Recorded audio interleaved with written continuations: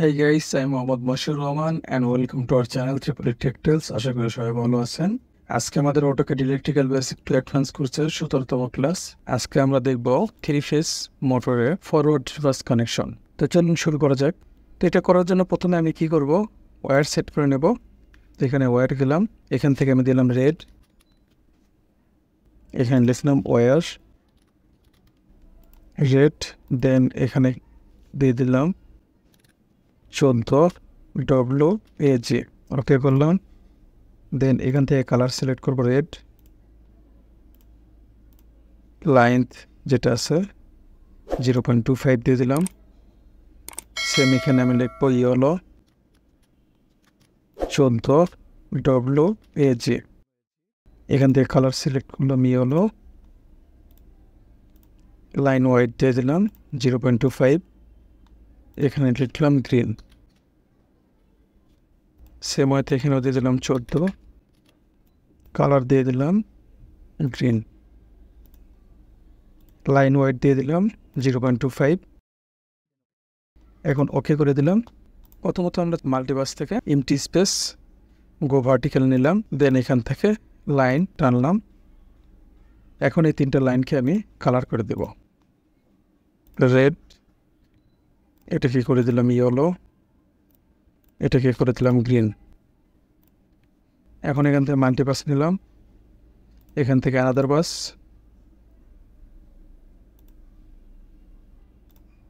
তিনটা লাইন টানলাম। এখন দেখেন আমি ওয়্যারটা সেট করে নেওয়ার কারণে কী হয়েছে, আমি যে লাইন থেকে যে লাইনটা যাচ্ছে আমার সেই অনুযায়ী সেই কালারটা অটোমেটিক আমার সেট হয়ে যাচ্ছে।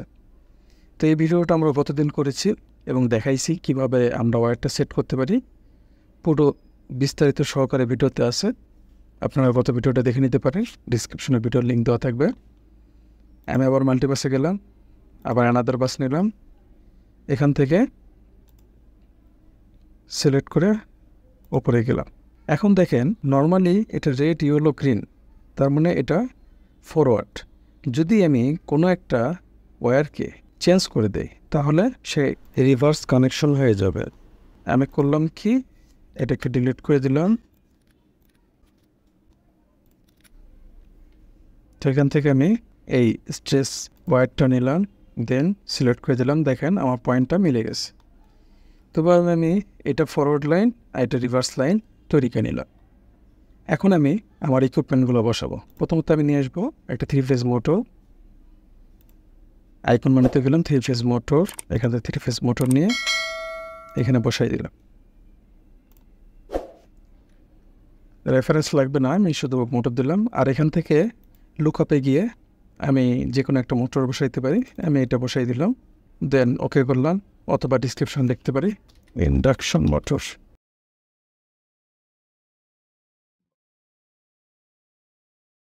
এটা মোটর আর কি টাইপ, ইন্ডাকশন মোটর। এখন আমি কী করবো, আইকন মেনুতে গিয়ে আবার মোটর প্রোটেকশনে গেলাম। এখান থেকে থ্রি ফেজ ওভারলোড রিলে নিতে পারি অথবা three phase starter connector with overload relay নিতে পারি। তাই আমি ওভারলোড রিলে নিলাম, ডাউন করে দিলাম। ওভারলোড রিলে শর্টকাট লিখতে পারেন অথবা ওভারলোড রিলে পুরোটাও লিখে দিতে পারেন। তো এখানে লুকআপে গেলে অনেক ধরনের ফরম্যাট পাবেন, আপনি যে কোনো একটা বসাই দিতে পারেন আপনার ক্যাটাগরি অনুযায়ী। তাই আমি কিছু দিলাম না, দেন এখান থেকে ওকে করে দিলাম। এখন আমি নিব হলো ফিউজে গেলাম, থ্রি পোল ফিউজ নিলাম, ডাউন করলাম। এখানে থ্রি ফেজ তিনটা ফিউজ দিয়ে দিলাম, ফিউজ 1। আমার আরেকটা ফিউজ লাগবে, আমি আবার ফিউজ নিলাম, ফিউজে গেলাম, থ্রি পোল ফিউজ নিলাম, ডাউন করলাম, দেন এখানে লিখলাম ফিউজ 2। এখন আমি নেব ম্যাগনেটিক কন্ট্যাক্ট, তার জন্য মোটরে গেলাম, রিলে কন্ট্যাক্টে গেলাম, এখান থেকে নর্মালি অন, এটা দুইটা যা যেন নিলাম না। মোটরে গেলাম, থ্রি ফেজ স্টার্টার কন্ট্যাক্ট, এটা তিনটা নিলাম, এখানে বসাই দিলাম, ডাউন করলাম, ম্যাগনেটিক কন্ট্যাক্ট এটা 2। এগেন আমি আরেকটা ম্যাগনেটিক কন্ট্যাক্ট নেব, মোটরে গেলাম, এখান থেকে three phase starter magnetic contact, magnetic contact 1। এখন আমি সুইচ নেব।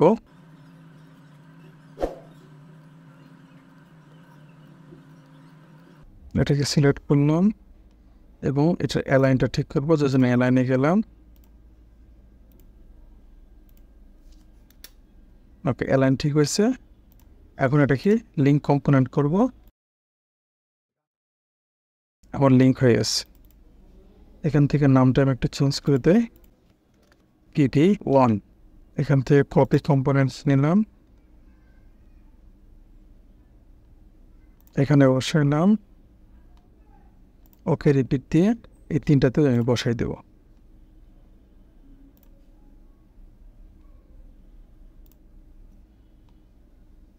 দেন এদের অ্যালাইনটা আমি ঠিক করে নেব। অ্যালাইন করলাম, সিলেক্ট করলাম তিনটাকে, এন্টার করলাম। এখন আমি এদেরকে লিঙ্ক করব।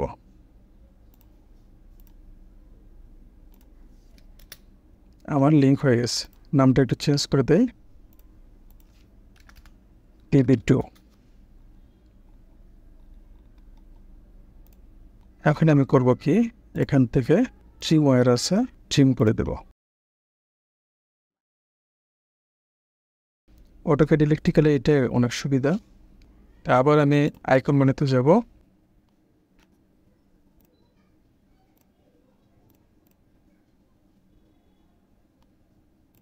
এখান থেকে 3 পোল ডিসকানেক্টর আমি ইউজ করতে পারি।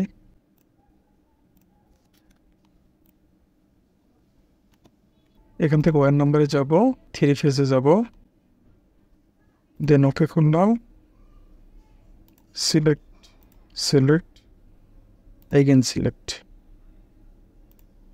দেখেন আমাদের L1, L2, L3 চলে আসছে। এভাবে এই নাম্বারটা আমি এখানেও বসাইতে পারি।